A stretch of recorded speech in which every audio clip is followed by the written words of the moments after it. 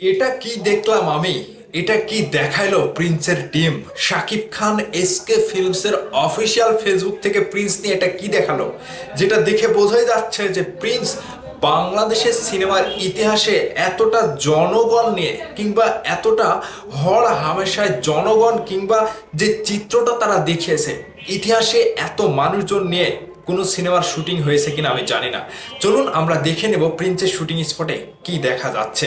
দেখতে পাচ্ছেন, ও মাই গড, এখানে দেখা যাচ্ছে পোস্টার টাঙানো, অনেক অনেক মানুষ ব্যানার হাতে ছোটাছুটি করছে। একটা জনদুর্ভোগ এলাকা কিংবা একটা আন্দোলনের মতো একটা চিত্র কিন্তু ফুটিয়ে তোলা হয়েছে।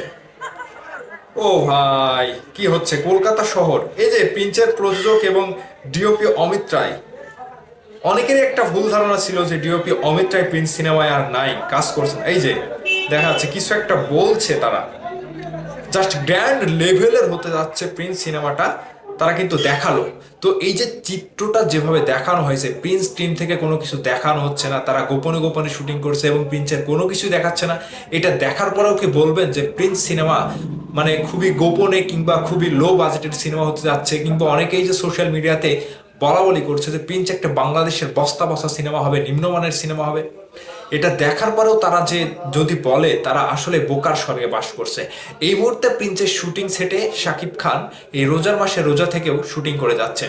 ঠিক ইন্ডিয়ার মতো জায়গাতে শুটিং করাটা, যেভাবে জনবহুল এলাকায় শুটিং করাটা যতটা বাংলাদেশে সম্ভব না, ইন্ডিয়াতেও তারা কিন্তু কঠোর একটা বিষয়ের মধ্য দিয়ে তারা শুটিং করছে। আর যেখানে জনবহুল এলাকা কিংবা প্রিন্সের একটা শুটিং সেটে যেভাবে তারা শুটিং করে যাচ্ছে, এটা কিন্তু বাংলাদেশে শুটিং করাটা সম্ভব নয়।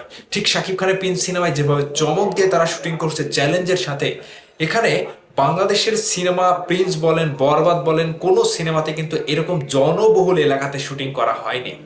কলকাতা শহরে জনবহুল এলাকা এবং বিশেষ একটা সিনেমার শুটিং এর এলাকা, যে এলাকাতে প্রিন্সের শুটিং করছে তারা, সেখানে কিন্তু অনেকটাই চ্যালেঞ্জের মুখেই তারা শুটিং করে যাচ্ছে। এছাড়া প্রযোজনা প্রতিষ্ঠান, পরিচালক, প্রিন্সের ডিওপি অমিত রায়, তারা কিন্তু ভালোভাবে জানে যে প্রিন্সের শুটিংটা কোন জায়গায় করলে প্রিন্সের একটা ভাবমূর্তি কিংবা 90 দশকের গল্প অনুসারে গ্যাংস্টারের যে একটা ভাব কিংবা জনবহুল এলাকায় যে শুটিং করলে যেভাবে গল্পটা ফুটে উঠবে, একেবারে মানে কোনো শুটিং সেট তৈরি করা না, এটা একেবারে মেন স্ট্রিম জায়গাতে একটা ওপেন প্লেসে শুটিং করছে তারা। ঠিক এই যে বাজার কিংবা একটা রাজনৈতিক আন্দোলন কিংবা যেখানে চিত্রটা ফুটিয়ে তুলেছে এমনভাবে, একেবারে রিয়েলিস্টিক ভাবে কোনো শুটিং সেট তৈরি করা না। এবং শুটিং সেটে যতগুলো মানুষ আমি দেখেছি বাংলা সিনেমার ইতিহাসে, এরকম জনবহুল এলাকাতে একেবারে রিয়েলিটি মেনটেন করে শুটিং করা হয়নি। শাকিব খানের অনেক বড় বড় সিনেমা আপনারা ইতিমধ্যে দেখে ফেলেছেন, কিন্তু এই চমকটা ছিল জাস্ট অন্য লেভেলের। প্রিন্সে গ্র্যান্ড লেভেলে হতে যাচ্ছে এসকে ফিল্মস থেকে, এটাই জানানো হলো।